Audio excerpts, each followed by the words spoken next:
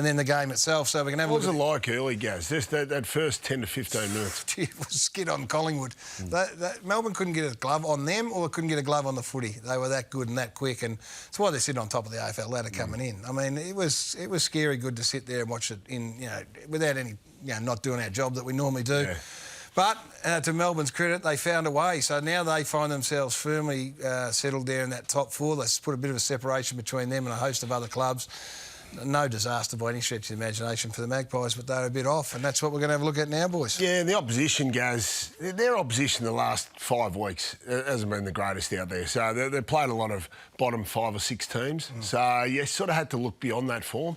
Melbourne has certainly had a harder schedule the last few weeks, but you can only beat who you're playing against. Big question time. Yeah, the big question out of today for me, and Jake Lever alluded to it, he said we played the right way. So is playing the right way as Melbourne see it the template that other clubs need to take in against the Pies? And there's no doubt that as the game wore on, from halfway through that first quarter, that first 15 that you're talking about that the Pies looked dominant, Melbourne really did dominate the game beyond that. And they dominated turnover.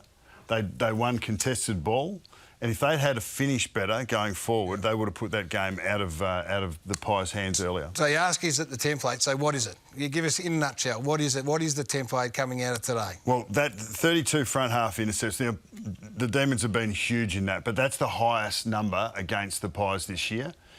So you've got to keep it in your front half, and the Pies will quick kick out of their D50. You need to be set up to be able to go back at them and then make them pay. Now, Cozzy Pickett takes it. That was a first quarter turnover, but he didn't finish on that one.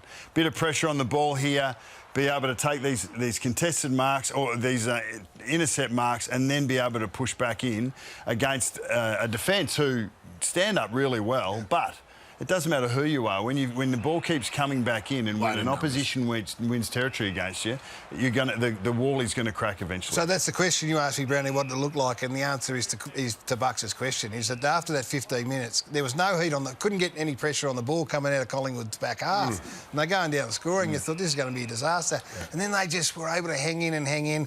In the end, they've had 17 forward 50 tackles to 4. Yeah, they're fantastic. So they did, and it was uncharacteristic. It was Pendlebury turning the footy over by the end of the game. It was Maynard turning the footy over by the end of the game. Yeah, it was sloppy on both sides. Both back halves turned the ball over. Melbourne early and then Pies after. But the other one is contested ball. You need to make sure you win the little circle. Now, this isn't just stoppage.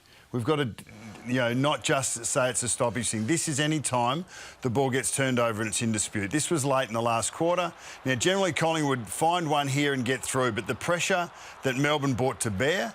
But then, as you see, and Joey went through this about 15 minutes ago, you just watch here how the Pies just swarm in the little circle.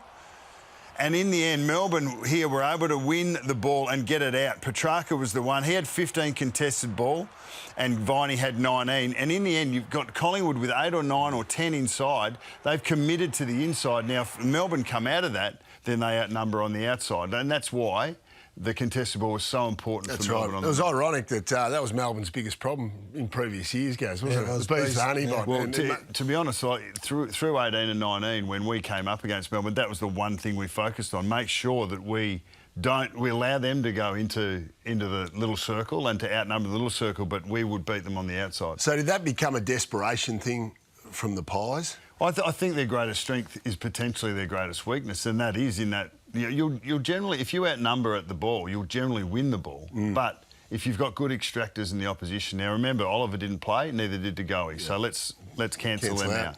But Viney and Petrarca had huge games, as I said, 19 and 15 contested possessions respectively.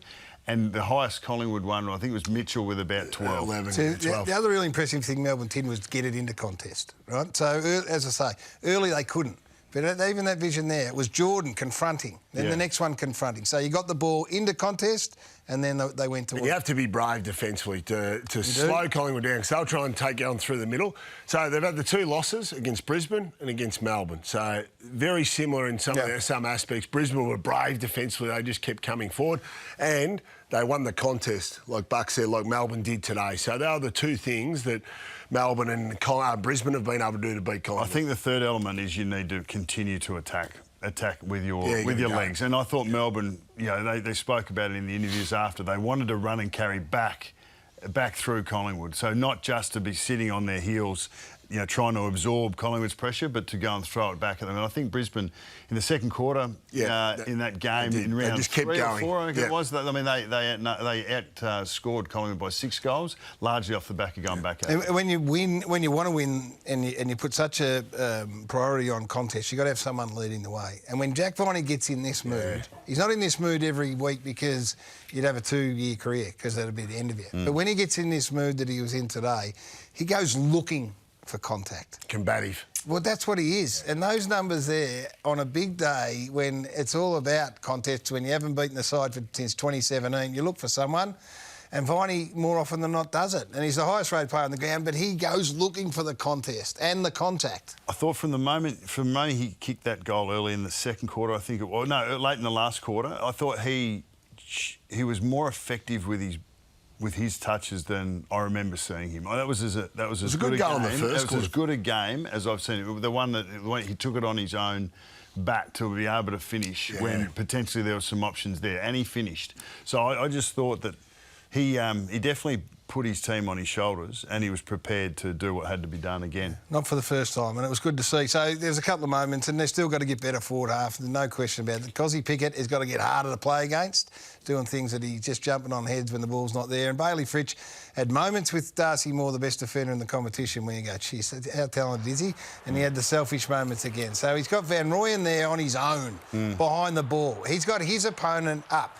Hit up at the ball and make your defender either go with you or go back, one or the other. I think this is similar to last night. Like, Fritsch has got his eyes on the ball. Van Rooyen there, his responsibility to use his voice, and he's a young player, and I think that'll come. It's awareness. It's forward. You've got to understand. You're looking over your shoulder. You're seeing where the space is as a forward. Look over your shoulder. Van Rooyen hasn't got an opponent. You have. Get up. Get up the ground and make your defender make a decision. But even the fact that there was a 2v1 in Melbourne's goal square shows you the way that Collingwood are prepared to attack and defend and go at the ball. If you can get through that initial line of pressure, you will find opportunities. Yeah, quite often, like Jay said in the previous show, that quite often Melbourne had more numbers at the defensive end and at the forward end as well, which just shows how much Collingwood had around the... Anyway, we will continue to talk about it. AFL 360 will be discussed again tomorrow. It was a magnificent day for everyone. Footy, supporters turning out to support a man that's been inspirational, and the footy was a bit of a bonus in the end because we got a great contest, and the Demons prevailed by 4.